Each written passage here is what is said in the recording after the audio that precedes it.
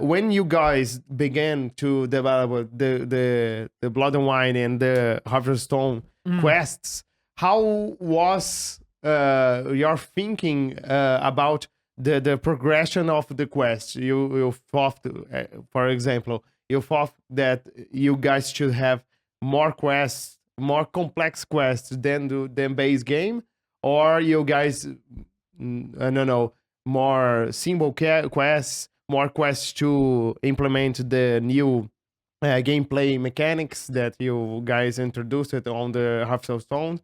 Because in Blood and Wine, the quests are amazing. The every quest in Blood and Wine is amazing. I think there's not one quest, as you told, that is weak. Every quest in Blood and Wine is amazing. And I know, I want to know how it was to work on that quest and how was the expectation for new guys, because the expansion launched and until last week was the biggest Metacritic, best rated Metacritic, and then Elden Ring launched the Shadow of Earth 3. But it's an amazing expansion, won the Game Awards, né? So I want to know how it was to work on the expansion and how you learned it from the base game to implement on the expansions. Oh God, I mean, there's so many topics to talk about here. Like, first of all, when you're working on a game, you are in most cases as a developer building the technology in the same time. So you're building the toolset, you are building the team. Very often you're hiring people. Very often when you're doing that, you're training them, right? So there's a lot of training, discovery, building toolsets and so on. All of that is invisible for the player at the end, right? When you play the game, you just play a result of our work, but you don't know how we got there, right? And imagine now when you're approaching the expansion, you already have all of those things. You have the engine, you have the tools, you have the team, everyone is trained, people know exactly what to do and how. The pipeline is quite mature, so you know exactly what to do in what order. This is so much easier. Like, it's so much easier because suddenly I don't have to, like, as a quest director or quest lead, I don't have to focus on, like, you know, training my juniors and making them, you know, like, understand really basic things, because they at this point already can do so many more things than before. And that's the thing, like, when you look at The Witcher 3, expansions were based by the same team that did the base game. And we use the same pipelines and we use the same tools. The difference is they were already finished, right? The tools, the pipelines, people knew what to do. And same goes for Cyberpunk, right? Cyberpunk was made again by the same team that built that. The difference was, again, building the tools, everything from scratch, right? And then a whole new IP, you know, the challenges connected with new gameplay, you know, so many things that you had to learn from the beginning. So every single time it is like this, that you end up working on a base game and you have such a mature and tool set and a team to actually tackle an expansion.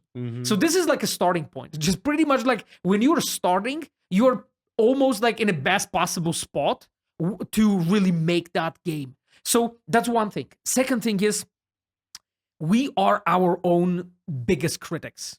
Like, when I play our stuff, that being like even like Phantom Liberty, that I think is our probably best story we have ever told, like, I still see things that we could improve, you know? Same goes for Blood and Wine or Hearts of Stone or Witcher 3. Like, when I play it, and as a player, but also as a designer, I immediately see so many places of improvement.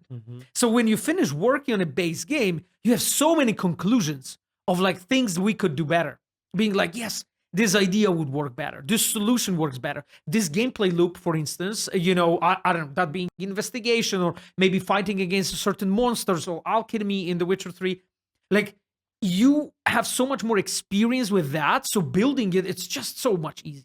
So much easier, you know? So you're approaching the moment, the building expansions with just not only the tools, the team, the knowledge level, but also all of those conclusions and all of that critique that you have towards your work, but also you have feedback from journalists, YouTubers, influencers, players, right?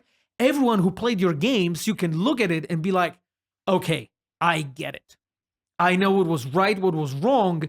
and now I can do it better, right? So when working on Hearts of Stone, Blood and Wine, Phantom Liberty, same process, right?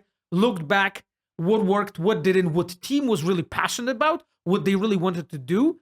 And then you're like, okay, so how we can do it in a way that we really like play to our strengths and really do it in a way that the outcome, you know, the game, the content is really the highest quality. And those are like, I would say, the main pillars. And of course, I can go more into detail, but that's kind of what it is. You know, you end up like revising a lot of things that you wanted to do. Like, for instance, just an example, because I don't want to be rambling for 30 minutes, but for instance, like when we started Witcher 3, like we felt that the loop with the clues was kind of fresh. It was actually something that Danish Markiewicz, he's an expert quest designer on my team, and me, so two of us, we actually designed that whole loop. And at that time, and have in mind, it's 2012, right? So at that time, you had like, I think, one Batman game out, and there was it.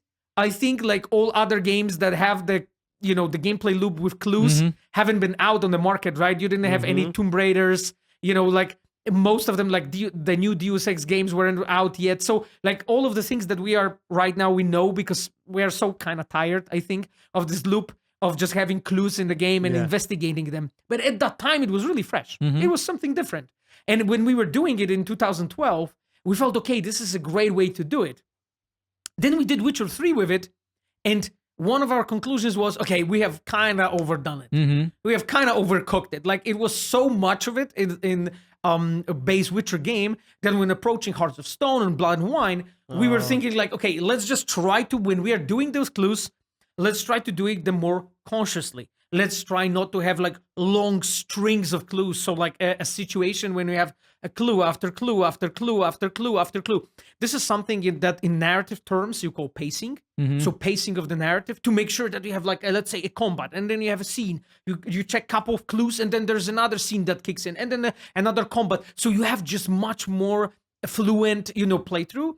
And I think like, again, the best way we have done that is Phantom Liberty. There, that pacing is really, really well crafted. But already in Hearts of Stone and Blood and Wine, you could see it that we learned, you know, that there's no situations like this, like we had in The Witcher 3, that those strings of clues sometimes were like, oh God, it's just another blood trail and another, you know, like, you know, marks from the foot of a monster is like, how many times I can go through this? So, you know, all of those conclusions came in, and that's why it was just a better work.